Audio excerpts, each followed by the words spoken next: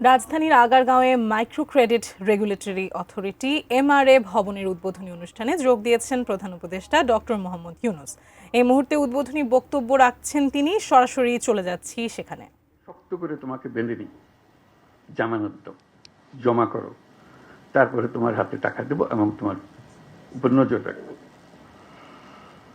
কাজে তোমার যে শুরু, যে শব্দ থেকে ব্যাংকিং সিস্টেমের অভ্যুত্থান হলো, সেটার থেকে তুমি বিচ্যুত হয়ে গেছো।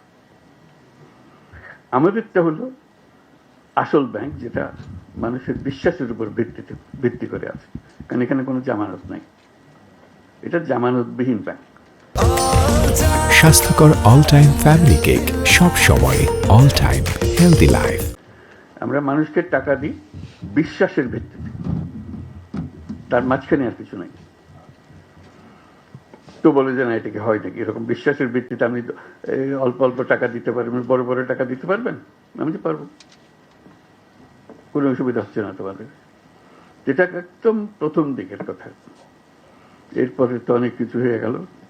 বড় টাকা, কত বড় টাকা চান, সেখানেও কোনো জামানত, কোনো বিষয় নেই।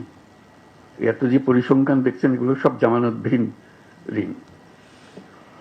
এটা মজার কথা হলো, ঠিক এমন সময় আমরা আলাপ করছি ভাগ্যের পরিহাস। যেমন জামানতওয়ালা ব্যাংক, যারা প্রকৃত ব্যাংক বিচার করতো, বলতো, তারা আজকে হাওয়া, তারা কেউ নেই। তারা টাকা নিয়ে লোপাট, ব্যাংক শেষ। আর মাইক্রো ক্রেডিট পরিসংখ্যান আপনারা দেখতেছেন, পয়সা কেউ মারে নাই, কেউ পালিয়ে যায় নাই। সেগুলো প্রতিটি পয়সা আছে, তাদের জমা টাকা আছে, তাদের নিজেদের কাজ চলছে এবং নিজেদের টাকা নিজেরা চলছে। ব্যাংক কাকে বলবেন এখন? আপনারা বিচার করুন, ব্যাংক কোনটা? কাজে যেটা প্রকৃত ব্যাংক, সেটির দিকে আমরা নজর দিই না। আমরা কোনো রকমের বুঝ দেওয়ার মধ্যে করে যাই। যেটা নকল ব্যাংক, সেটা নিয়ে আমরা সব ব্যস্ত, তোলপাড় করে ফেলছি সারা দুনিয়া।